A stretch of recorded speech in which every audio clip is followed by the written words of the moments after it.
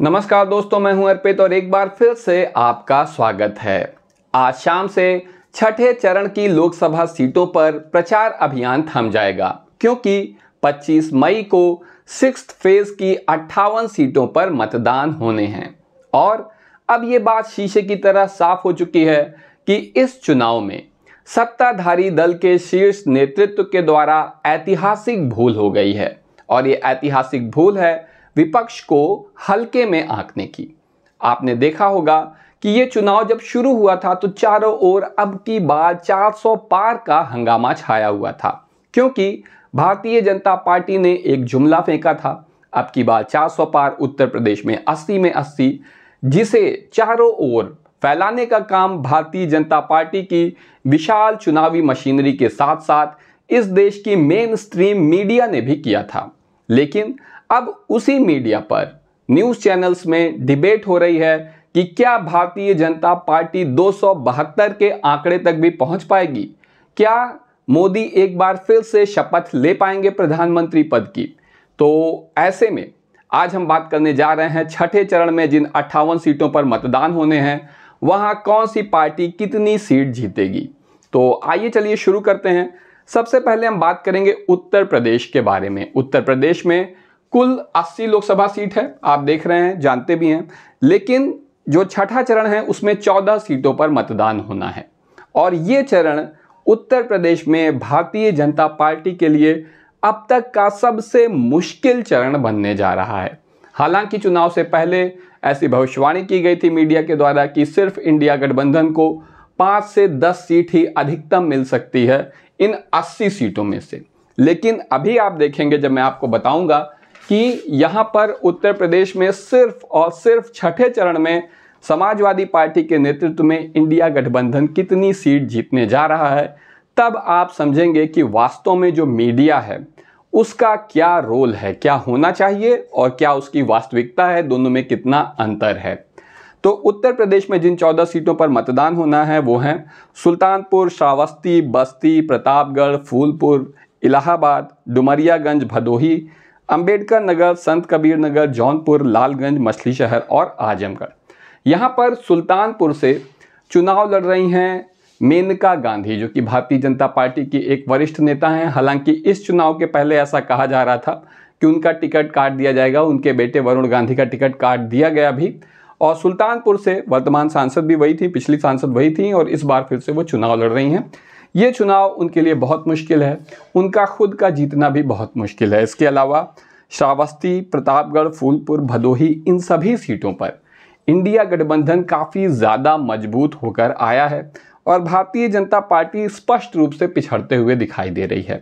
यहाँ पर जो 14 सीटें हैं इसमें भारतीय जनता पार्टी को अधिक से अधिक, मैंने अधिकतम सीट यहाँ पर मैं बता रहा हूँ कि 5 सीट भाजपा जीत सकती है। हालांकि हमारे स्टूडियो में ज़्यादातर लोगों का कहना है कि नहीं 5 नहीं, आप 4 दीजिए।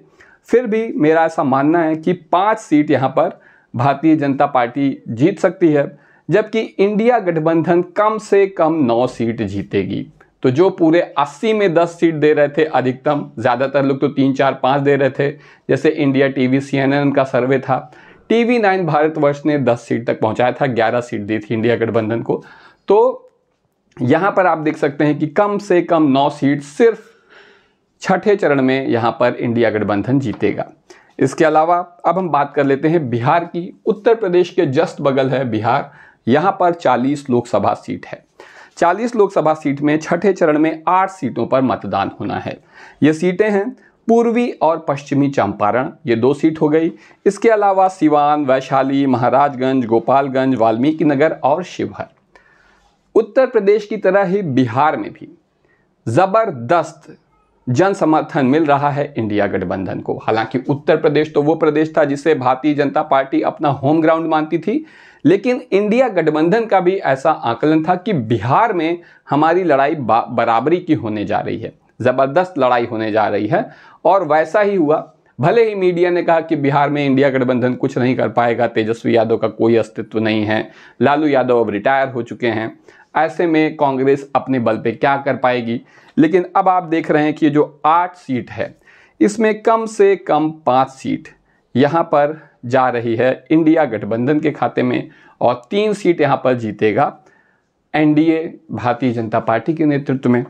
तो इन सीटों पर भी अब आप देखिए कि कितना कड़ा मुकाबला चल रहा है। बिहार और उत्तर प्रदेश भारतीय जनता पार्टी के लिए एक डिजास्टर साबित हुए हैं, जबकि आप पिछले चुनाव में देखें तो 40 में से 39 सीट बिहार की भाजपा के गठबंधन ने जीत ली थी, एनडीए ने जीत ली थी।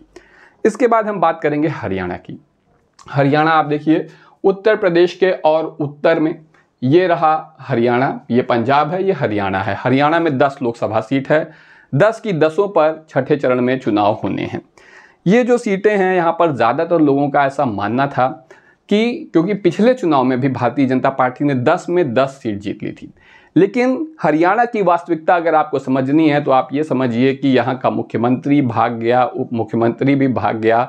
भारतीय जनता पार्टी वाकई में बहुत ही कठिन परिस्थितियों में यहाँ पर है और ऐसा मेरा आकलन है कि यहाँ पर 6 सीट एनडीए उसके बावजूद भी जीतेगा, क्योंकि ये लोकसभा चुनाव है और इंडिया गठबंधन 4 सीट जीतेगा। इस बारे में हालांकि बहुत से लोगों की राय मुझसे अलग हो सकती है, लेकिन फिर भी मेरा ऐसा मानना है कि क्योंकि पिछली बार 10 सीट जीते थे, इसलिए इस बार 6 सीट जीत सकते हैं और 4 सीट तो इंडिया गठबंधन कम से कम जीतेगा, ये और बढ़ भी सकती है। इसके अलावा जम्मू कश्मीर, आप और ऊपर जाइए बिल्कुल भारत के शीर्ष पर, तो ये है जम्मू कश्मीर। यहाँ पर 1 लोकसभा सीट पर चुनाव होना है। ये एक यूनियन टेरिटरी है और ये सीट जा रही है इंडिया गठबंधन के खाते में। इसके अलावा झारखंड पहले कभी बिहार का हिस्सा हुआ करता था झारखंड, और चर्चा में आया गैंग्स ऑफ वासेपुर मूवी के नाम से। तो यहाँ पर 14 लोकसभा सीट है झारखंड में, और जो जहाँ बनी थी ये मूवी, मतलब जहाँ की कहानी है धनबाद की, तो उस धनबाद की सीट पर भी गैंग्स ऑफ वासेपुर, उस धनबाद की सीट पर भी यहाँ पर चुनाव है। इसके अलावा रांची, जमशेदपुर, गिरिडीह, ये 3 अन्य सीटें हैं। इन 4 सीटों में से झारखंड की 2 सीट जा रही है एनडीए के खाते में और 2 सीट जा रही है इंडिया गठबंधन के खाते में। इसके बाद हम बात करेंगे उड़ीसा की। आप जानते हैं, अगर आप मेरे वीडियो देख रहे हैं तो आपको पता होगा कि उड़ीसा की सबसे ताकतवर राजनीतिक शख्सियत हैं नवीन पटनायक, जिनकी पार्टी है जनता दल माफ़ करिएगा, जिनकी पार्टी जो है वो उनके पिताजी हैं, उनके नाम पर थी नवीन पटनायक, इनके पिताजी थे वो भी मुख्यमंत्री थे। तो बीजू पटनायक, बीजू जनता दल इनकी पार्टी का नाम है। ये 6 लोकसभा सीट है, इसमें ज़्यादातर सीट उनकी पार्टी जीतने जा रही है, नवीन पटनायक की पार्टी। चुनाव है उड़ीसा में पुरी, कटक, भुवनेश्वर, संबलपुर, ढेंकानाल और क्योंझार में। आपको पता होगा कि अभी कुछ ही दिन पहले, अभी कल ही, भारतीय जनता पार्टी के एक प्रवक्ता हैं, बड़े ही मशहूर हैं, संबित पात्रा, उन्होंने ये बयान दिया कि जो पुरी के जगन्नाथ हैं, जगन्नाथपुरी के, वो खुद जो है प्रशंसक हैं प्रधानमंत्री नरेंद्र मोदी के। इसी से आप समझ सकते हैं कि भारतीय जनता पार्टी बात चाहे जितनी धर्म की करे, लेकिन वास्तव में इन्होंने चापलूसी की हद कर दी है कि भगवान को भी, जगन्नाथ जो इस जगत के नाथ हैं, वो भी प्रशंसक हैं प्रधानमंत्री जी के। तो अब इसमें हम क्या कहें, आप ही जो चाहिए वो कहिए। यहाँ पर जो 6 सीट है उसमें से एनडीए को 2 सीट मिल रही है, इंडिया गठबंधन को यहाँ इस चरण में कोई भी सीट नहीं मिल पाएगी, और 4 सीट जा रही है अन्य के खाते में, यानी बीजू जनता दल के खाते में। चुनाव के बाद नवीन पटनायक किसका साथ देंगे, इंडिया गठबंधन या एनडीए का, ये भी अगर आपको अंदाज़ा हो तो कमेंट सेक्शन में बताएं। इसके बाद हम बात कर लेते हैं दिल्ली की। दिल्ली में 7 लोकसभा सीटों पर चुनाव है और इन 7 में से 5 सीट एनडीए जीत रहा है और 2 सीट इंडिया गठबंधन जीतने जा रहा है। हालांकि यहाँ पर कांग्रेस और आम आदमी पार्टी के बीच गठबंधन है, लेकिन जो सीट बहुत ज़्यादा मैं यहाँ पर नहीं बता रहा हूँ इंडिया गठबंधन की, उसके पीछे वजह यही है कि अभी तक लगातार आम आदमी पार्टी और कांग्रेस के बीच में ज़बरदस्त टकराव रहा है। उसके कार्यकर्ताओं में काफ़ी, जैसे कि उत्तर प्रदेश में आप देखें तो सपा और बसपा के कार्यकर्ता के बीच में तालमेल नहीं हो पाता है, क्योंकि उन्होंने इतने सालों तक एक दूसरे से टक्कर ली है। वही स्थिति दिल्ली में कांग्रेस और आम आदमी पार्टी के साथ है, जिस वजह से यहाँ पर मैं 2 सीट दे रहा हूँ, लेकिन सीट बढ़ भी सकती है। तो 5 सीट यहाँ पर जा रही है एनडीए के खाते में और 2 सीट जा रही है इंडिया गठबंधन के खाते में। इसके बाद हम बात करेंगे पश्चिम बंगाल की। पश्चिम बंगाल ये बिल्कुल 42 लोकसभा सीट है, यहाँ पर आप देख रहे हैं ब्लू कलर का, और इनमें से छठे चरण में 8 सीटों पर मतदान होना है। ये सीट है घाटल, तामलुक, कांथी, पुरुलिया, झाड़ग्राम, मेदिनीपुर, बंकुरा और बिशनपुर। यहाँ पर जिन 8 सीटों पर मतदान होना है, इसमें से 3 सीट एनडीए जीत रहा है और 5 सीट इंडिया गठबंधन जीतने जा रहा है।